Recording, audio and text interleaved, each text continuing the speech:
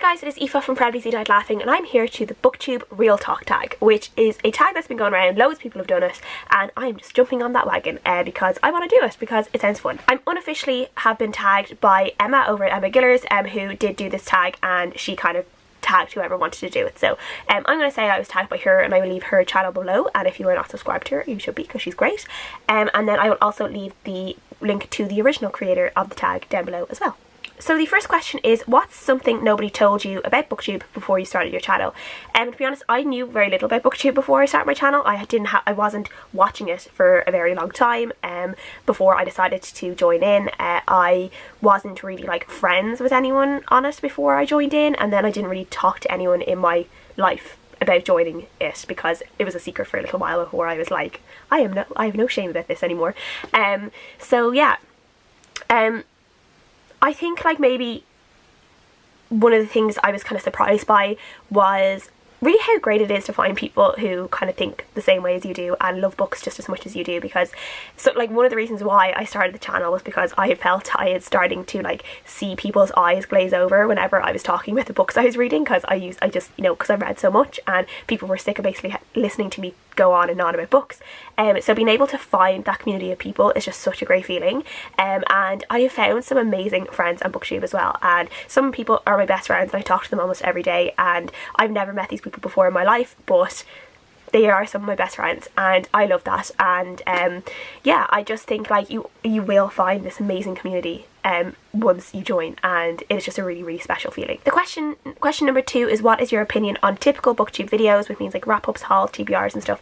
And I have no problem with them at all. Obviously I do my weekly wrap-ups, I do TBRs now and again, I do book hauls now and again, I do library hauls, like I don't know, like people, not everyone can be like super duper creative, and those people who are really creative, like it's amazing, and I am so jealous of sometimes of the stuff that people come up with because it is amazing. But at the same time, a lot of people start watching BookTube because of the typical things, because of wrap-ups, because of TBRs, because of hauls, and that is how they find BookTube, and that is why they kind of continue watching before they might maybe get into the more creative side of it.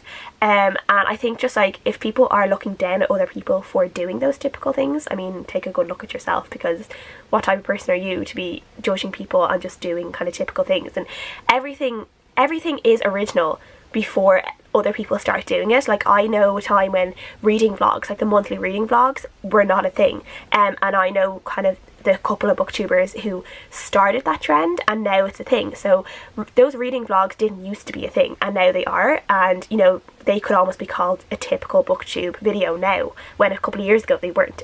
So yeah, everything starts out being kind of creative or being a little bit original before everyone else starts doing it.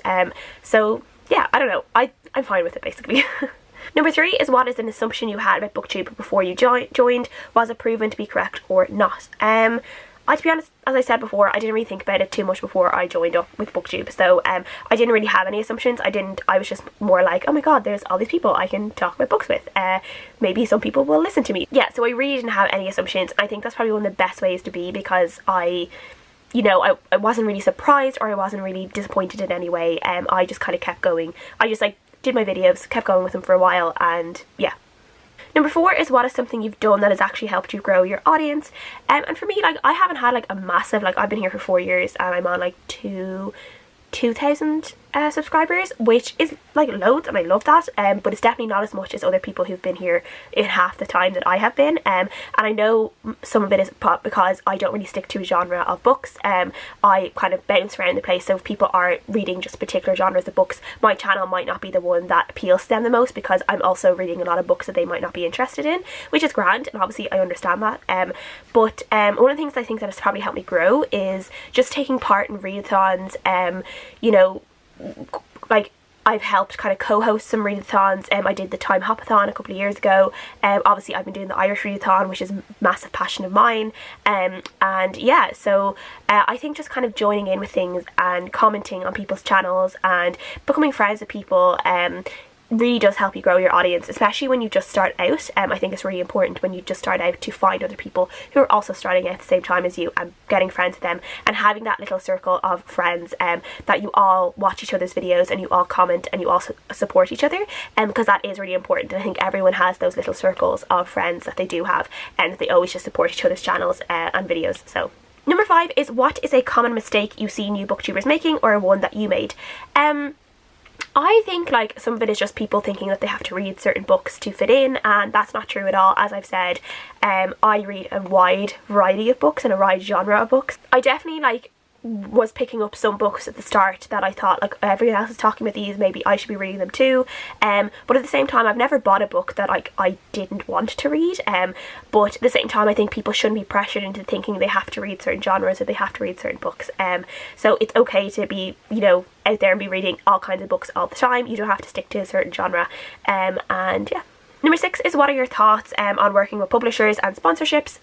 Like, to be honest, like, if people can do that and make money or whatever, like, that's grand, go and do it, but I think you have to, like, if you're going to go and do those sponsorships, you have to kind of think outside of the box with them as well. You don't want to be making the exact same videos that maybe like 5 or 6 other booktubers are making, and because I see it on my channel or on my watch list sometimes, my subscription feed, where I see clearly sponsorship videos going up that all have like the same title or are all kind of following the same thing, which I know there's probably guidelines in there when people are doing sponsorships that they have to have maybe certain titles or something like that, but typically if I see that on my subscription feed, I probably won't click into them, because I feel like I'm not that I'm not getting a genuine video, but I'm like, this might be a video that I've already seen on someone else's channel because they are obviously being sponsored by the same book. And in terms of working with publishers, in terms of like maybe just like getting books and stuff, like I get books from publishers a good bit and I really enjoy it, but obviously all my opinions are my opinions.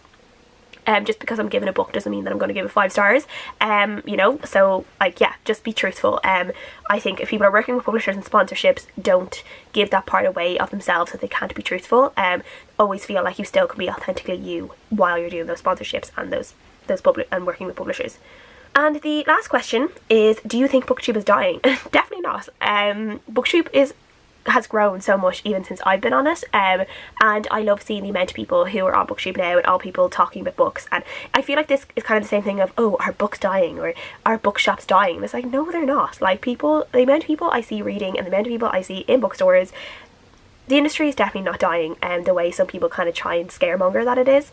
And the same with BookTube. I think BookTube is evolving all the time in terms of how people read, kind of what people want to see in books, and what people are trying to promote in books, and yeah, like, I do think it evolves. Like, there was a time years ago where like everyone was doing tags all the time, and now tags aren't as popular. Obviously this one is very popular, but that there's a reason why this one is popular, but in general tag videos have kind of died down in popularity, where other type of videos have, like vlogs, have really grown in popularity. So yeah, BookTube is evolving all the time with new ideas and new kind of trends and stuff like that, and as I said, the way people are reading now has evolved as well from the time even like 4 years ago.